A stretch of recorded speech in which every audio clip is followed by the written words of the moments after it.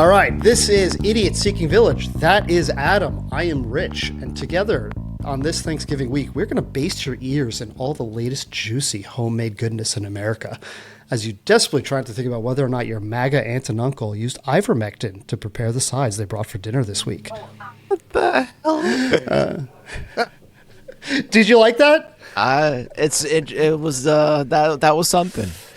But should I have adopted more of my NPR voice for doing that? No, you don't want to get me all going worked up before we get into anything serious. But it's funny that you should say that, because I was listening and hearing a lot about people, particularly like Bill Maher, talking about, like we need to get over these things. You shouldn't let politics ruin your family and all these types of things. And I agree with that to some extent, but at some point, like, there has to be a line somewhere, like what you find acceptable and I don't find acceptable, that there's something that just doesn't gel anymore. It's like you want to get rid of all the Spanish people, or you hate Jews. Is that a line? Is that the line that you should say, okay, maybe I shouldn't be having Thanksgiving with my family? Not just that they support Trump. It's one thing to support a guy and then... But some of the other things that go along with that, is there a line there? Yeah, it's right. It kind of really shows you who people are ultimately. And look, you probably always knew that your ice-loving uncle would gladly go bounty hunting for people. And frankly, he would do it for free if he were allowed to, right? You always knew that guy was who he was. It's kind of having it rubbed in your face all the time and just all the downstream things related to that. It kind of gets you. I understand. And I think that's the thing, is like, it has nothing to do with, it has nothing to do with politics, really. You could say like, yeah, I want lower taxes, but then at some point you just be like, I want lower taxes, but God, this is a little bit much for lower taxes. Right. Lower taxes at what cost? Diversity. Yeah. You have to have some kind of ebb and flow. But if you're like the person who's like, now I get to say everything I want to say and I've always wanted to say, and we're like, God, now that it's like, we always knew you were that guy, but now that you got to tell us that you're that guy all the time, yeah, I kind of don't want to hang out with you on the holidays. Right. Look, we don't have to agree on everything, right? You and I don't agree on everything, but it's when you make that particular element your entire personality. Yes. Right. And drape yourself head to toe in your home and all these flags and bumper stickers everywhere. Like, that's not healthy. All right. Let's pivot a little bit here. So, Adam, before we start, did you know that the Wednesday before Thanksgiving is the second largest sales volume day for weed and weed products? Second only to 420. Really? Interesting. Yeah. Where does then Christmas Eve fall into that? I wonder. No, it's everyone just coming back to deal with their family. It used to be, back before this was legal, I remember it was the biggest drinking day of the year, because this is when all the college kids would come home and be like, oh God, I have to deal with my family. And everyone would go out drinking the night before. But yeah, now it's become the second largest day for weed sales by volume. Thank you for telling me, so I don't have to go to the store and be like, oh my God, the line is enormous.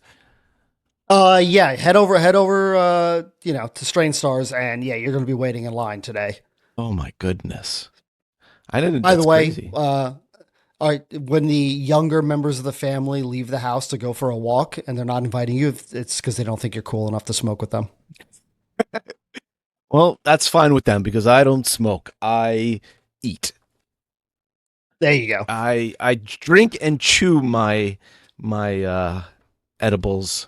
I was asking how many THC sodas should I bring to Thanksgiving, and my wife laughed, and I was like, no, I'm serious. I mean, on Easter we got grandma to smoke out of the bong, so I want to escalate. I bring those little, you got to bring those little elixir droppers. Yeah. And then you could just fill up whatever you want. It's easier to travel with than having to bring, 6 4-packs or whatever, how crazy you want to get. Yeah, no, we got those two. We're well prepared. We can be discreet, or we can be out in the open about it. So today, folks, we're doing a little bit more of a medley than a deep dive, because I've been traveling a lot for the past week and a half, and have been completely unable and unprepared to write the usual 9 to 20,000 words per subject that we've been covering. So I'm going to invite you to feel free to complain by adding us on social media, or send your hate mail to idiots@villageidiotsmedia.com. And if your writing doesn't suck ass, we will read them out loud on our next recording. Actually, Adam, you'll read them out loud, for my pleasure. Okay, deal. So I think today we're going to just briefly cover a couple of key topics here. We got some congressional Dems addressing the troops around illegal orders. We've got Trump and Mamdani making the oddest couple in politics since Shrek and Donkey. And we said the quiet part about Venezuela as out loud, as well as happy trails to Marjorie Taylor Greene, R.I.P. I'm gonna miss her. She was starting to come around.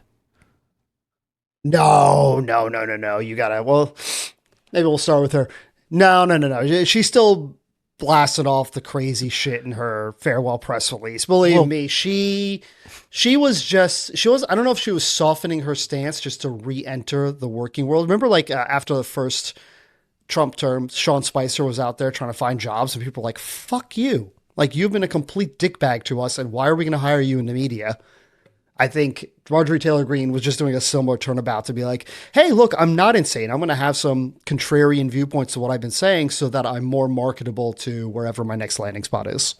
No, I don't think she's that smart. I think she's not as she is crazy as to some extent. I just think she, from what I've learned about her and her years, is that she's like somebody who's like almost like an empty vessel that you could fill up at any point in time with something, and she'll just be like, oh shit, that sounds interesting, that might be real, and then go all in on that.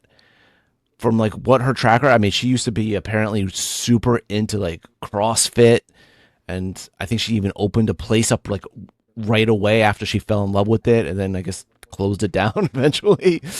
It seems like she like grabs onto things really passionately and quickly, and I just like she did with Trump. And then when he started going against all these women, and he's all of a sudden her family's gonna have expensive health insurance. Oh shit, I don't like that. She like realizes things at some point, and I think she's leaving. I'm gonna guess 100% because she's getting death threats constantly on betting, and she's like, I ain't down with that. It's one thing when it's the Democrats getting the threats, but I'm not. See ya. I think you and I are going to have completely opposite viewpoints on this. So I don't think she's an idiot. I think she is a shrewd political operator. She goes where the winds are blowing, and she takes advantage of that, and she leans into them. So similar to what you're saying, but not because she's an empty vessel. We'll get to the empty vessel part in a little bit. I think think about it this way. Can most people name even 5 members of Congress in this country? Probably not. But if people were asked, name 5 members of Congress, Marjorie Taylor Greene is likely to be on like 80% of people's lists. You don't know these people's names, generally speaking. There's 435 members of House. There's 100 senators. Again, you maybe know 1% of those. Or average people knows 1% of their names. MTG went out of her way to build a name for herself. And she did that by being as fucking crazy as possible, but that got her the attention she needed to build her brand. She could have quietly done work for whatever district in Alabama, right? Or Georgia, or wherever she's from. Georgia. Yeah. What if that she represents? She could have quietly been under the radar about this shit. She wasn't. She was out there trying to raise her profile and get attention, and she succeeded at it. Trump was the leading way to do so, right? And to lean into everything that he was pushing. And again, now that I think she's just doing this to get the pension, right? And to go back into the real world. It could be because she's getting more death threats because for whatever reason, right? One reason or another, she's like, you know what? This is enough. I've got my money, and now I can leave. And I can kind of just pursue whatever I want to at this point. I think she's trying to soften her stances. It's not something. I just think she moves things. You know, she graduated college, went to work for her family, was obviously high up there, got paid a good amount of money, and it was like, yeah, I'm going to do the CrossFit thing. And then the CrossFit thing didn't work out. She moved on from that. I think she went to this. She thought things were going to get done. She's a little bit out there. She absorbed all kinds of crazy shit. And now all of a sudden, it's becoming scary because now she's on the wrong side. And she's leaving, and she's going to reevaluate, and maybe she'll be back. But she's hoping everything falls apart first. Plenty of people come from money and still are terrible human beings and do terrible things, right? The Koch brothers, sure. Elon Musk, Tucker Carlson. Tucker Carlson is the heir to the Swanson frozen foods fortune. He could have fucked off on a yacht and drank Mai Tais on an island until he fucking died. Instead, he's decided to tear apart America, right? And spend his life in media. So, just because they came from money doesn't mean that they don't need or want more money or influence or power. Of course, but I think it's funny to make a stand on your children having to pay more for health insurance. That's your thing. I don't know, man. Yeah. So anyway, she's on the outs. We'll probably, it'll become a lot clearer as to why. Yeah, she'll be back. She'll be back in some way, shape, or form. Oh, you're gonna hear about. I don't think she's not coming back to. She's not coming back to politics. I don't think so. Well, I mean, what's her next step? She would either have to run for Senate in Georgia or the governorship. That would be her next logical step. And I don't know. I think she's going to wait to see this Trump stuff die down, and then she's going to resurrect, maybe. But we'll see. I feel like she would have leaned into that and ran for it while maintaining her seat. Like, why not? Like, why not just double dip for a little bit, right? Have a little bit of a backup plan. I think she should go in private sector. I think she really wanted to see something change. I think she was that kind of person. Mm-hmm. I think she, like I said, I think she drinks the Kool-Aid, and she stopped drinking it, and she's like, wait a minute, we really don't do shit here. I think they gave her they didn't anything. She had a lot of things apparently that she was trying to get passed and worked on, and they gave it no love. The Republican Party, nothing. And I think she was eventually betrayed by them, realizing we don't really like you. We don't give a shit about you. I am going to miss her little Cruella DeVille bits, during the State of the Union. She was entertaining as much as she was annoying. So, I don't want to say we'll miss her, but good riddance. Speaking of, you're going to have one of those things like at the end of the Oscars where they like send you off. In memoriam. Play the music. Yes. I will remember you. Dude, you're the YouTube guy. Get on that. That's your next short right there. Honestly, put together a little highlight January. clip of her greatest things. Yeah, that's great. Yeah, just have it ready to go. Have it ready to go once it's official. Yeah, I think it's January 5th. Speaking of Congress members trying to get attention, we had 6 congressional Democrats, 2 senators, and 4 House members, all former military or intelligence services, released a video telling active duty troops that they can or should resist illegal orders. Of course, Trump responded on social media with his classic, God, I didn't realize how much I missed this. 2016 was so long ago. Lock them up. He then called for them to be arrested, calling it seditious behavior punishable by death, all caps, naturally. And then, of course, this must be an all-timer for a press secretary. The question to Carolyn Leavitt is, does the president want to execute members of Congress? I think George Washington would have hung them. Good Lord.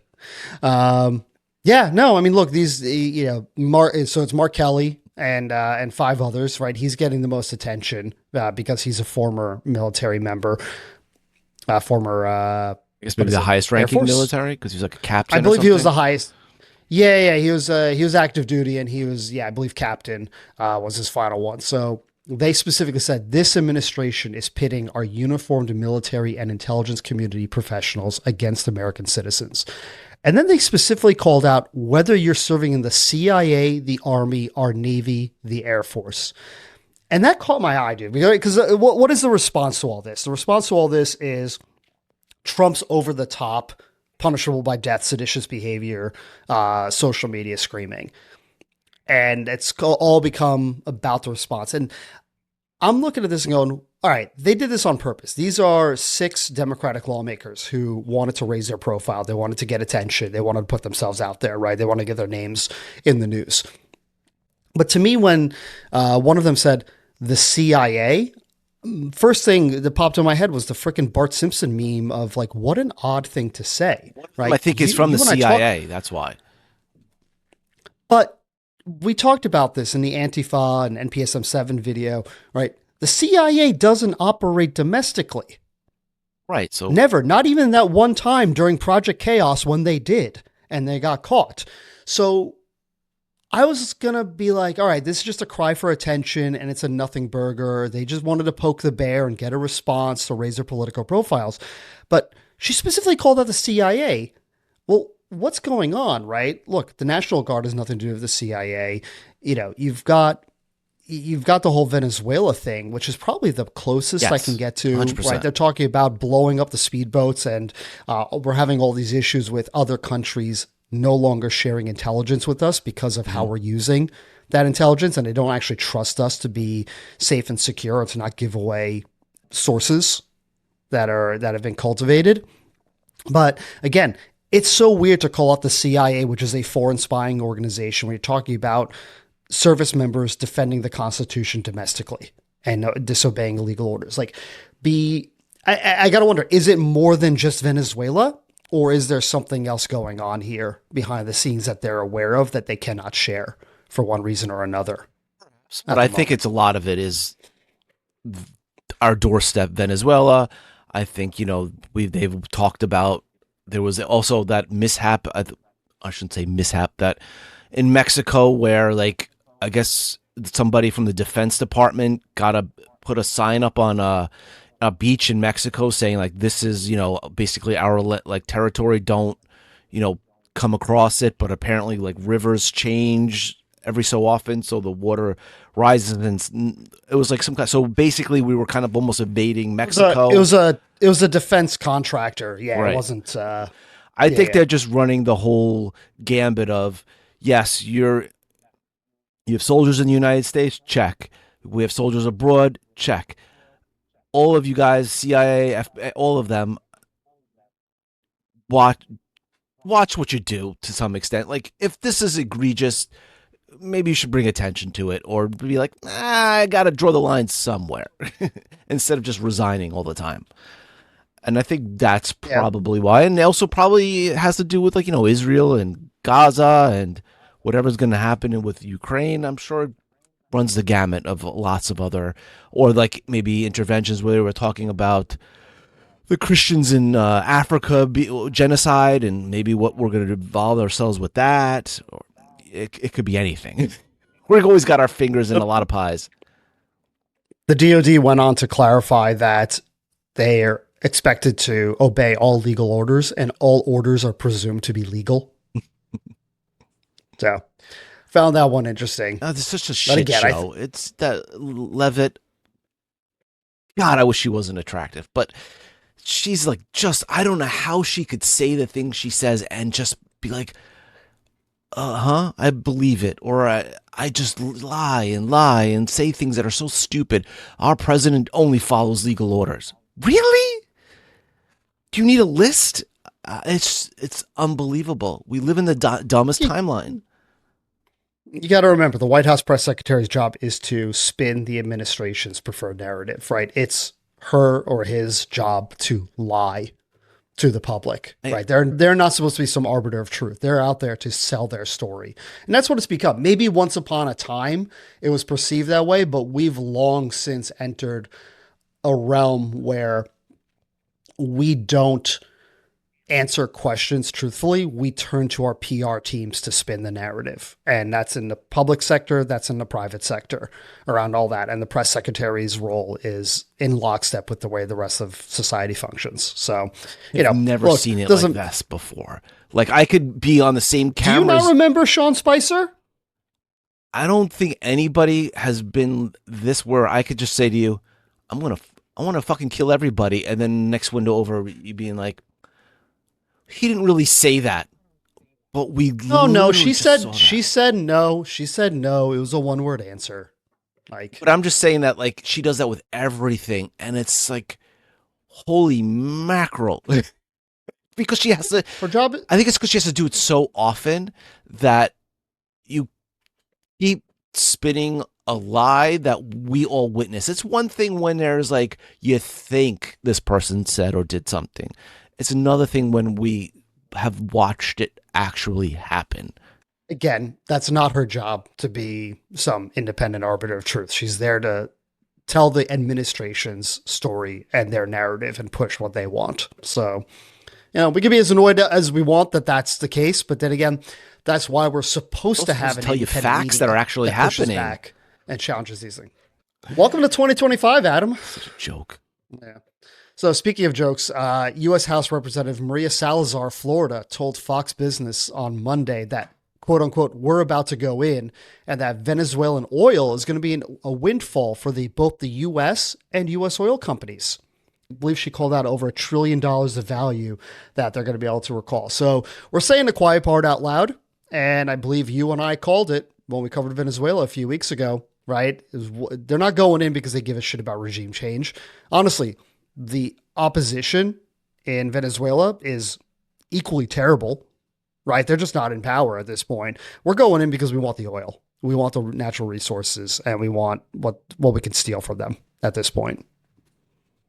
I'm just curious to know how much, you know what it is? It's going to end up being, the corporations will make the money. The taxpayers will just have to spend more because what are they going to do? We're going to just pay to protect oil wells there and expect nothing to be attacked. I don't know. It's just always just a disaster.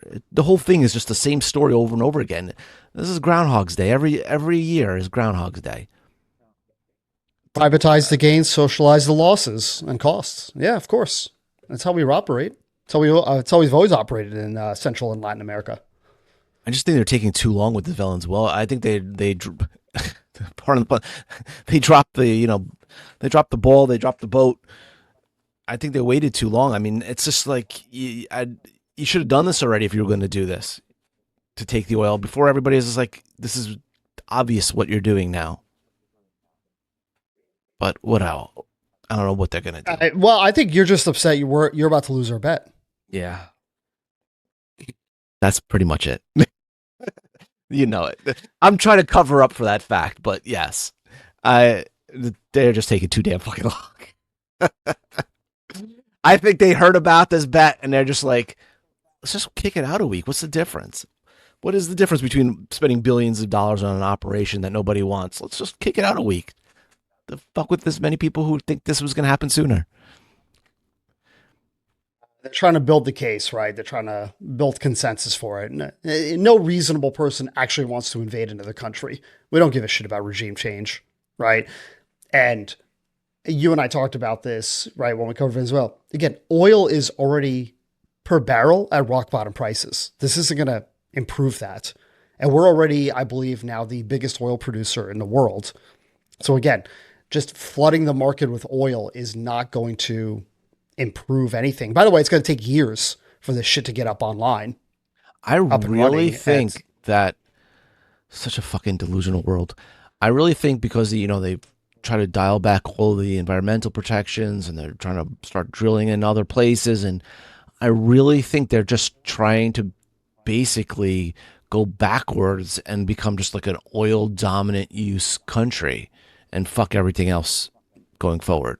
I think they expect us to just use gas and oil for the foreseeable future and nothing else. And that's their goal. And they want to make it that. They're like, we could ban everything else. Why not try this? Look, I mean, if you had to pick an actual key difference between the Republican and Democratic parties, it's that the Republican Party is unduly influenced by oil and gas executives and oil barons, right? It's the energy sector that controls them. That's really probably the only truly meaningful difference between the two parties at this point.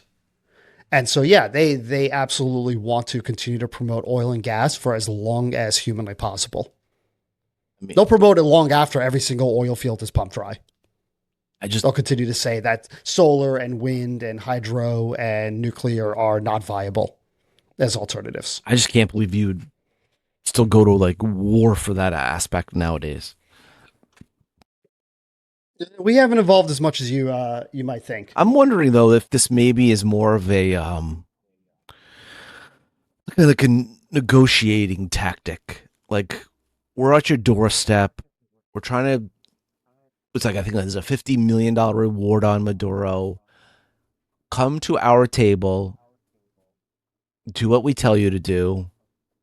Give us what we want, and you'll be okay. I just wonder if this is just a giant threat at this point, and they don't have no intention of doing anything else.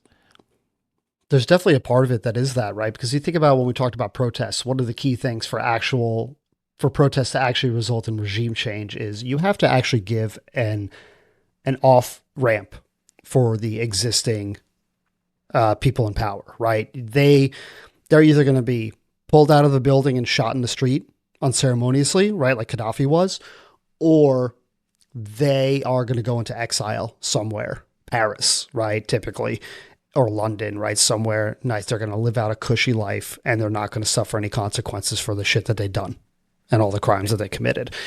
When you give them that option, that is how you get a peaceful transition of power. I think they absolutely want to pressure Maduro into realizing he's fucked if he tries to fight back, right? I mean, they can run an insurgent guerrilla campaign, but they're going to flash as many pictures of Saddam Hussein and his trial and little reminders of how botched his hanging was, just to incentivize him to come to the table and to negotiate a peaceful transition of power. Absolutely. I don't even think it'd be a peaceful transition. I think it'll be like, you want to keep power, you have to. No. He's done. He's gone. There's no way, shape, or form that he stays. Then I don't know how long this is going to take, because I mean, it's obviously not going to happen this year. They don't want to do it before Christmas if they're not going to do it before Thanksgiving. And how long are they going to just keep this operation going? I know one of the guys met with their troops in Puerto Rico recently, so usually that's the grounds for soon. But I don't know. It's just very, very weird. I don't know how the getting rid of him is going to work out to their benefit. It is, but we'll see. I lost. Speaking of weird, that's all that really matters in all this. Trump looked like the proudest girlfriend staring up at Zohran Mamdani in the White House last week or this weekend. Oh my God. Like the big shit-eating grin. It's incredible how he just loves being around celebrities. This is why him and Epstein were friends. They just wanted to be, hanging with the stars. And Mamdani's is high up there, and he's just happy to be around an actual celebrity. It's incredible. Definitely possible. That, and I think it's just how much of a joke it all is. It's just all showmanship. He never says in a tweet what he would say to your face. That would never happen. And I think it's very funny that you see like him talk all this shit, then he gets in a room with somebody. Other than that Zelensky moment, he's usually very cordial. He usually negotiates pretty well with everybody. Everything looks so wonderful. But when you're not with him, the knives are out. And I think Mamdani's like, hey, like, oh, you could say I'm a fascist. It's okay. Fuck. You don't have to say anything to them. He was laughing. It's like a comical joke to him. It's all about the grift. He doesn't give a fuck about any of this. The people behind him probably do. Yeah, no, I look at it this way, right? Mamdani, he's clearly a smart political operator. The guy's charismatic, like any good politician is. And he went in there and he knows that January 1st, right, is when he actually takes office. He's either going to have Trump and Republicans screaming at him and trying to shove ice down his throat, or he can build a coalition, right? He can cross the aisle and he can try and get things done. Smart play by him, right?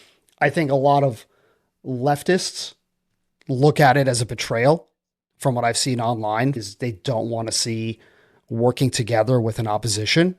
But yeah, that's where purity testing kind of goes out the window in favor of actual parliamentary politics and progress. and getting things done ultimately, right? I think Mamdani knows he doesn't have the resources and he's got to play nice with people, but he didn't have to sell out really what he believes in so much as he kind of hedged his bets, I think, a little bit. But I think it remains to be seen, right? Did he run a campaign where he ran as a progressive and he's going to sell it out as soon as he gets into power? Or is he, is this realpolitik, right? Is this just the reality of where he is and what he can accomplish and whose ass he needs to kiss to actually get what he wants done? MAGA for Mamdani. Yeah, I've seen the shirts. Yeah, Trump even said, he's like, I saw somebody like a image of an old guy wearing a shirt. I don't know if it was real or not. It could be like Photoshop, but it's pretty funny. But he even said we have a lot more in common. I'm like, technically we all have more in common than you really think. But he's still a mayor. He doesn't. Yes, it's the biggest city in the world, and all Trump's fancy things he likes are in New York. He's going to do whatever he needs to appease you to some extent, as long as it doesn't cross certain lines. And he wants federal support. I mean, it's just, I don't know. It's just such a joke. I mean, even the election was a joke. Most of the things the guy wants to do can't be done without the governor. So maybe he's going to try to get Trump to influence the governor. I don't know. But the last thing you want is ice in the streets of New York if you can get around that. And I think he accomplished that for now, but you still have months to go. Yeah, exactly. We'll see. We'll see how this plays out, but it was really quite the unlikely result. I figured at the very least, even if they played nicely for a few minutes, that it would turn into one of those meetings of Zelensky, right? Just a shouting match at a certain point. But my God, he loves himself someone famous, and he just wants to ingratiate himself with anyone who's popular. I guess so. It doesn't matter who or what you are in your popularity. Well, I think this is what you were trying to say with MTG, right? Where you think she's an empty vessel that would just had ideas poured into her. That's Trump, man, right? Trump doesn't actually stand for anything. He doesn't represent anything. He says what gets a reaction and is popular. And I don't know necessarily that Trump saw the way the winds were blowing with the way, progressivism and the Democrats won on election day. I think he just saw an opportunity to, again, someone famous and to get along with them and be all smiles. And I think he genuinely doesn't believe in anything, but he got to say nice things. And I think he got charmed. The fact that he's just like, he basically totally like nuked and neutralized the whole idea of this weird socialist democratic agenda, being like, yeah, I got a lot in common with that too. We're good. No problems. They're like, oh, fuck. We got to be as far away from as possible. What could we do to make it even worse, change it even more? I just think he just does it to get people's head because he just doesn't give a shit about anything unless it's money in his pocket. The only people who really give a shit are the people who are supporting him, who want, what a white nationalist government or whatever the fuck they want. They're the ones who care. He just wants money for his family, and he's making billions, so he doesn't give a shit. Hey, if supporting the People's Republic of the Five Boroughs gets him that, absolutely. He's going to do whatever it takes.